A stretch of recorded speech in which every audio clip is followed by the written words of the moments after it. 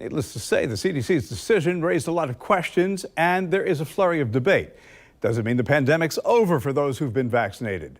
And there are those who are asking, has it gone too far? Dr. Trachella Johnson Foy is a family practice physician in Jacksonville and joins us here on the morning show. Thanks for being here.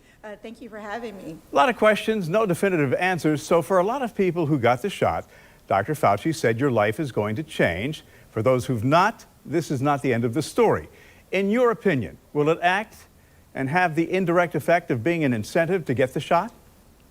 Well, that's what we'll need to see. Right now, what I have is the lens to look through it as a doctor, a mother, and a local business owner. So my hope is that this will incentivize people to do what we want it to do, but we are playing a little bit close because there's still a lot that's missing. We have no way of really knowing who's been vaccinated and who hasn't. So there may be those who take a liberty and say, well, others are not wearing masks, so I don't have to wear my mask either. And this could actually end up leading to an uptake in more infections. Here in Jacksonville, we actually are still only at about 30% vaccinated. So that means if you go into a room of 10 people, there are 7 there who are not. So yes, the 30% can feel safe, but those other 70% still are at high risk, specifically here in Jacksonville. So my hope is that people hear the story that you are really trying to push to them, which is go get vaccinated. We're not free and clear yet. Go get vaccinated. So I know you can look at this from 2 different perspectives. You're a family physician, as I mentioned, but you're also a mom with a couple of young kids. So let me ask you about another part of the equation. Still no vaccine available for kids 12 and under. How does this factor into all of that?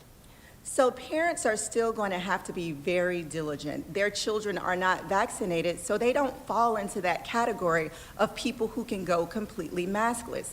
You still have to make sure that, one, they're not going to carry the infection to others who are not, who are still unvaccinated, who may not be able to get the vaccine. So yes, we're still going to have to be diligent with our young people who are under 12 because they don't fall into that category of those who this freedom to wear a not wear a mask is available to them. Now, let me go back to something that you touched on just a minute ago. There's no way to tell who's vaccinated and who's not. And you just can't police it. Might this keep the U.S. from reaching the desired herd immunity?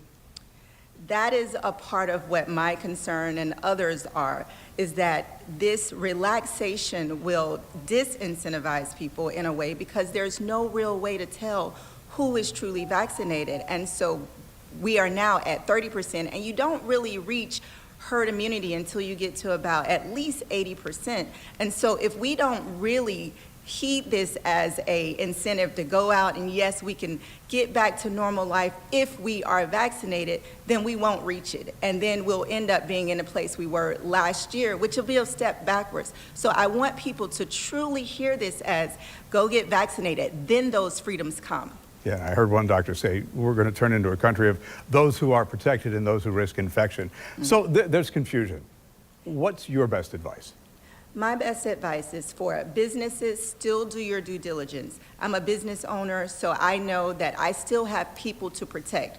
Parents, still do your due diligence. So yes, if you are not vaccinated, you need to make sure you go get vaccinated. Those who are vaccinated, still be safe and encourage those around you to go get the vaccine because it is safe and it is working. Dr. Johnson Foy, appreciate your perspective. Thanks for joining us this morning. You're welcome.